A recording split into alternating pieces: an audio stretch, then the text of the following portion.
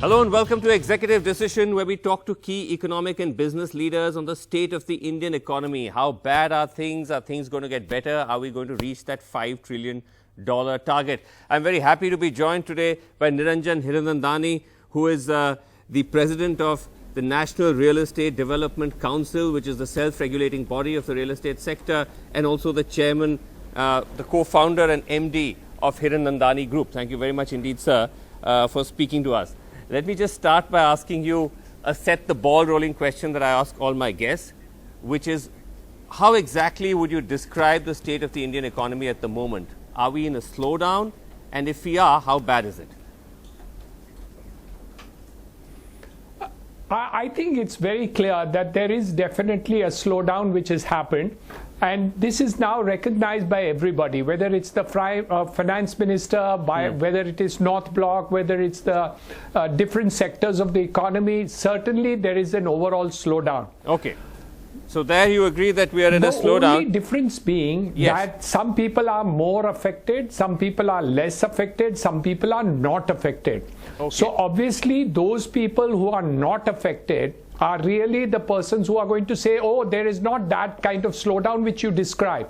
Okay. Why those people who are most affected, or those sectors where we have a problem in terms of employment, demand, slowdown, closures, etc., obviously they are going to be the ones who are going to cry. Right. So give me a sense now, because we've seen the bad news coming from the auto sector, we've seen bad news coming from the consumer sector. How bad are things with real estate and construction? Well, it is obviously the real estate sector is definitely going through a very bad time, and you can see it especially in the Noida region of NCR. You can see it in parts of India, but nowhere is it as bad as NCR is. So I've been very clear that there is definitely, the National Capital Region is definitely maximum affected.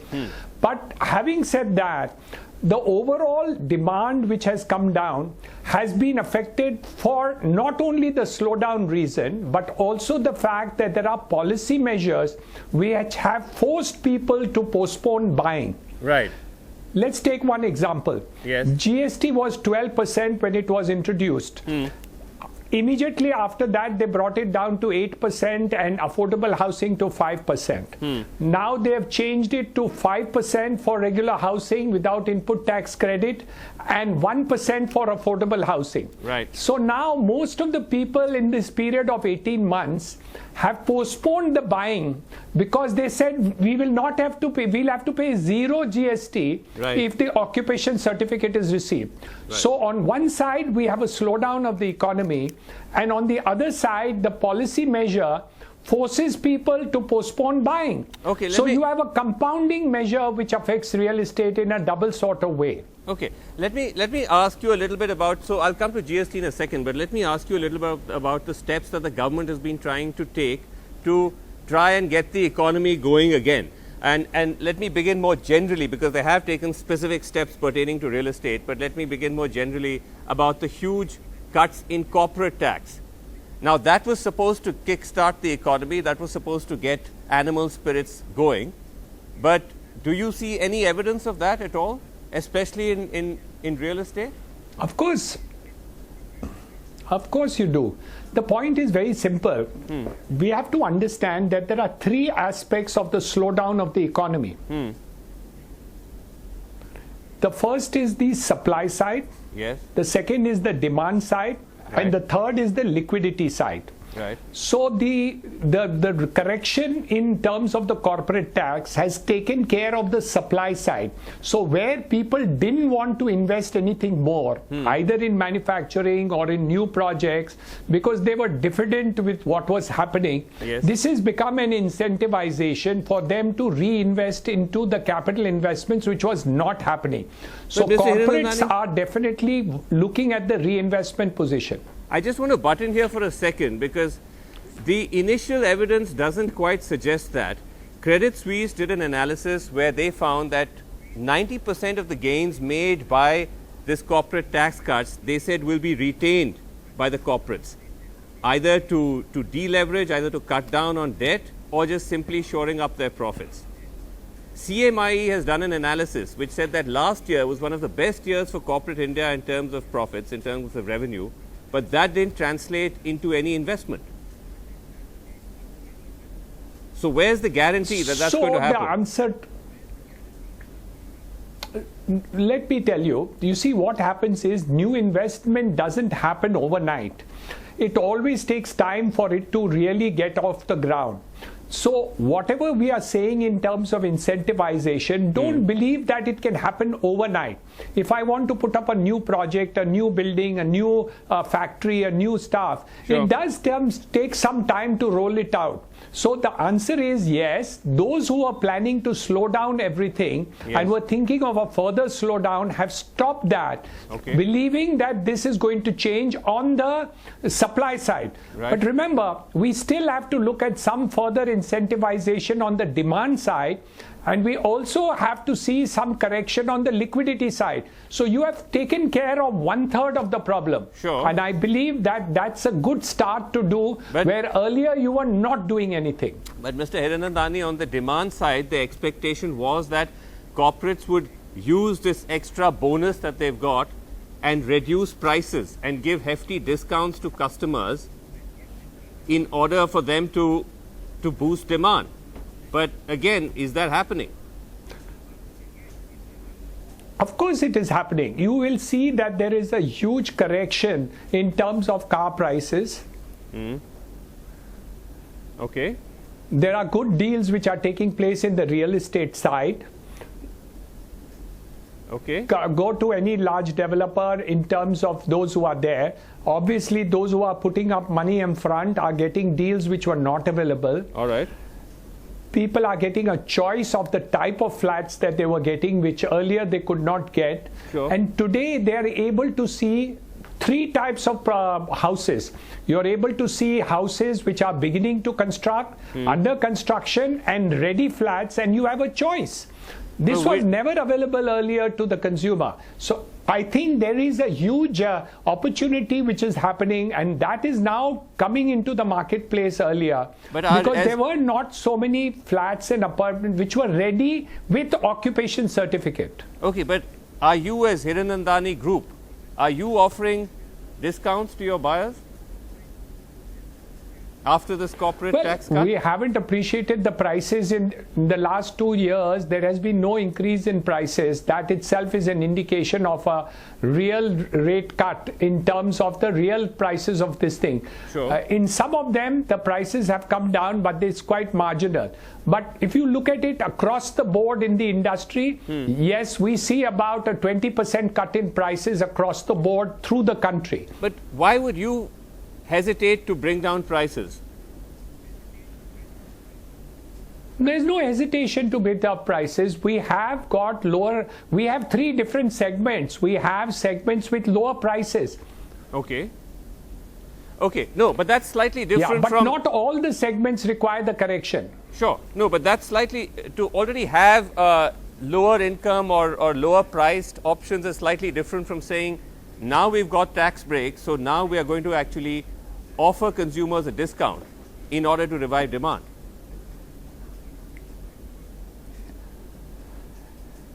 Let me tell you very clearly, the prices have already been corrected across the board.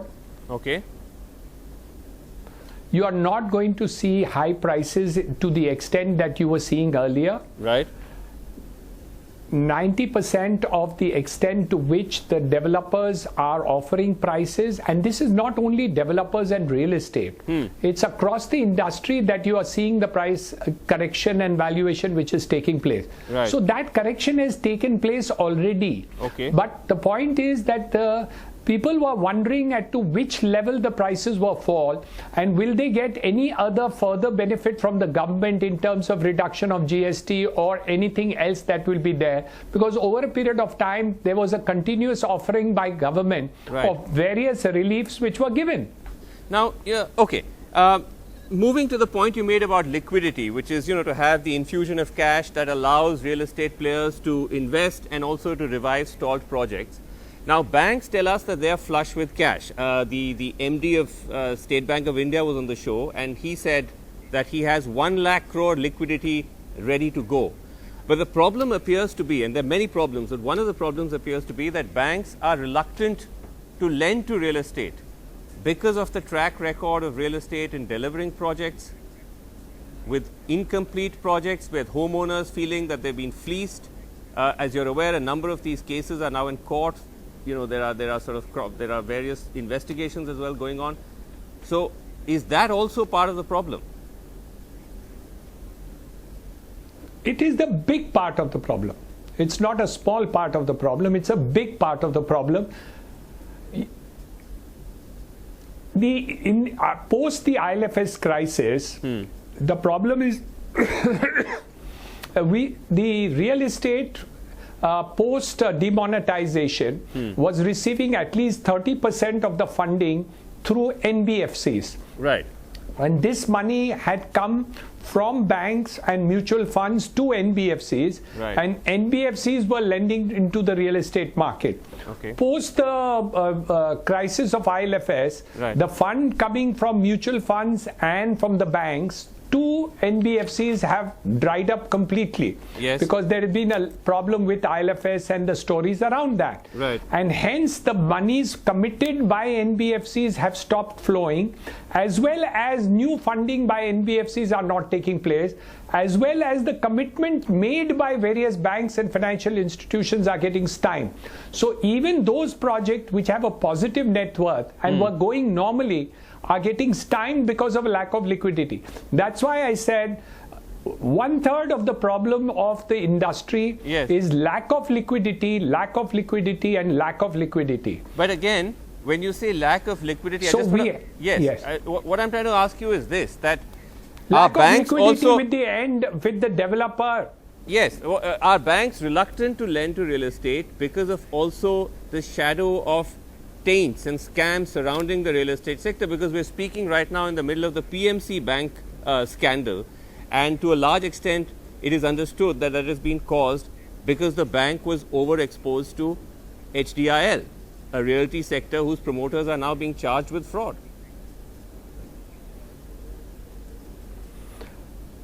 I'm very clear. Yes, go ahead, sir. A fraud is a fraud, a fraud is a fraud, but the overall confidence which has been lost is across the board. It is nothing to do with real estate alone. Yes, real estate is also a co-victim in this whole situation of the crisis which is there in the case of liquidity.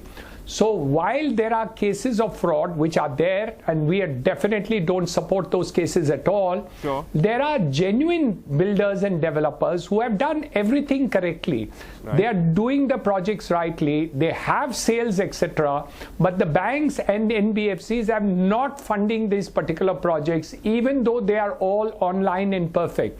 That is the problem. Okay. So we are worried about the genuine cases which are not fraudulent. Fair the enough. whole country is not fraudulent. Yes, the frauds have surfaced at this point of time. Sure. But there is a lack of trust which you talk about with the industry. No, look, fair enough. I don't think it's anyone's case that all business is crooked and all of that. There are obviously always going to be exceptions. But I'm trying to understand from you, because you are the head of the premier regulatory authority. What steps have you been taking to try to clean up the bad actors within your own sector, like the HDILs and the others? So we are very, very clear that we have approached the government and various authorities, regulatory like RERA and other authorities, where we have not supported any of the people who are gone into a fraudulent situation. In fact, we have been very, very clear right from day one that anyone who goes into this illegal activity have no place as far as the NAREDCO and other agencies are concerned. We are totally against it.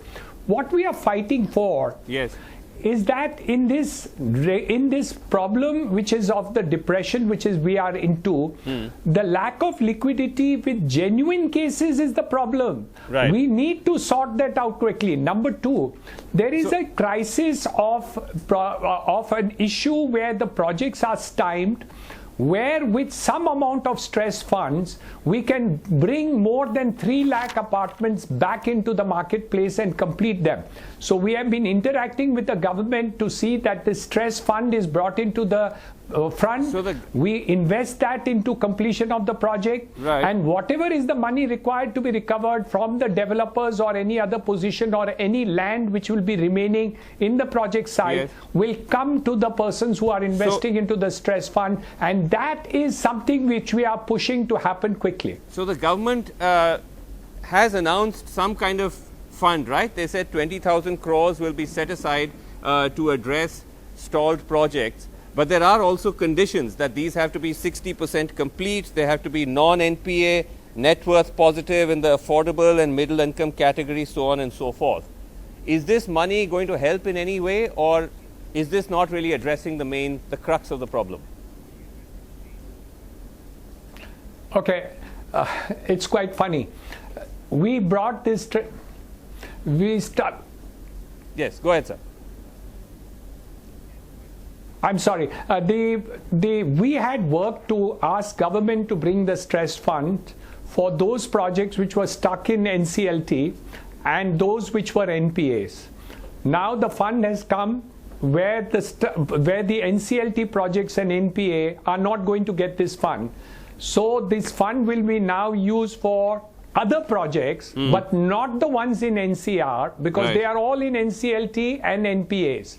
But it's good because this 20,000 crores will probably take care of the residuary requirement of India for stress projects which are 60% complete and have positive net worth. So I think that's very good, though it doesn't solve the problem of those projects which are under NCLT and NCR, like the National Capital Region project. So while we have solved other projects which were not our mind when we suggested this stress fund, but luckily at least they'll take care of some sector.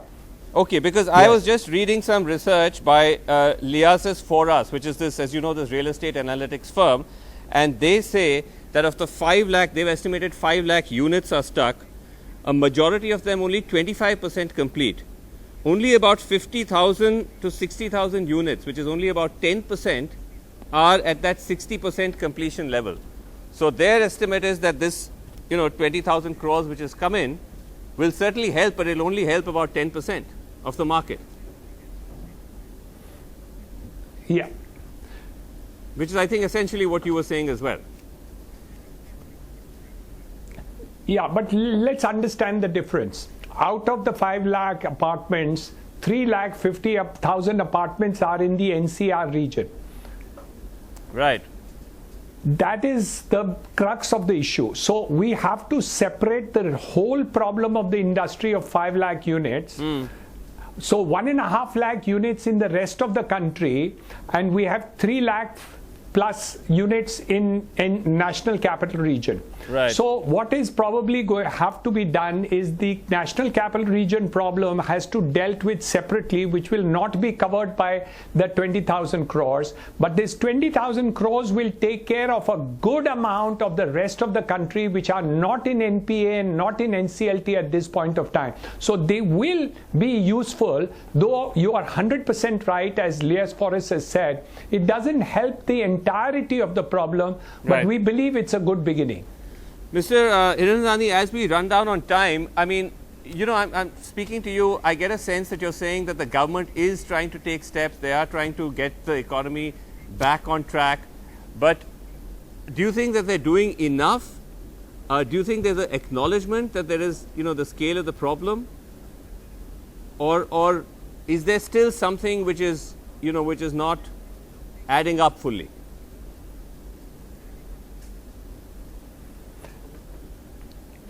Two points I'd like to add.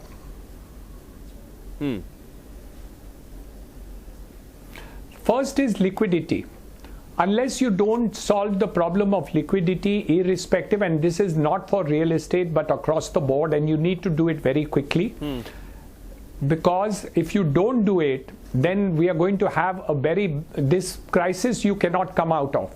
Whether NBFCs will be further supported and they will be further incentivized to grow. Right. Maybe they will be required to at least get allowed to get public deposits into NBFCs if they are not converted into banks. We need to create a new avenue for the purposes of investment. This is prime number one. Number two,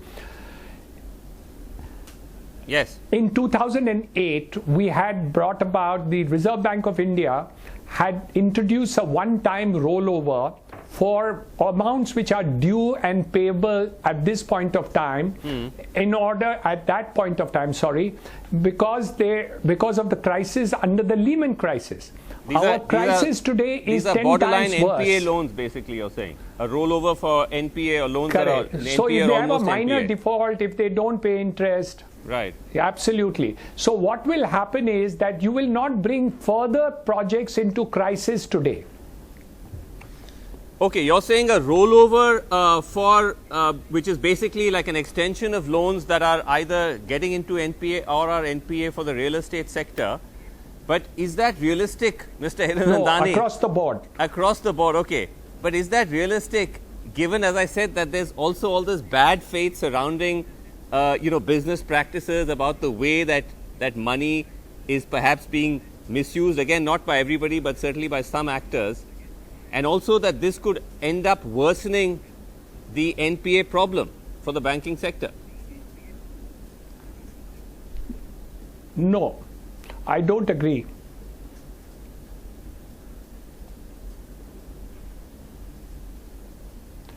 The issue is very simple. Those projects which are positive net worth, which are genuine, which have no problems whatsoever, they are becoming and going into default for no good reason, but the fact that there is lack of liquidity at the present. Okay. That adds and compounds to the defaults which should not take place. You already have a problem. Why do you want to compound it? Okay. Number two, in 2008, where the crisis was 1/10 of the crisis of today, you have done that in order to save the situation at that point of time. So we are only asking you to do what instrument you had already used at that point of time. For 10% of the problem, you had used that instrument, and they are only at the choice of the banks. It's the discretion of the banks. They don't have to do the rollover. They will have to decide whether they should do a rollover. If they want to go to NCLT or they want to make it NPA, please go ahead and do it. Okay. But those cases which are genuine, positive net worth, which have only defaulted because of the slowdown in the economy, like for instance automotive sector, the whole sector will become NPA in the next 3 months. Okay, so in those instances you're saying there's no purpose keep to the doing option that. Keep the option of rolling those loans over. Well, certainly you've made a very emphatic appeal. Let's see if the government and those in positions of authority listen. But Mr. Hiranandani, thank you so much for joining us on Executive Decision. It's been a pleasure.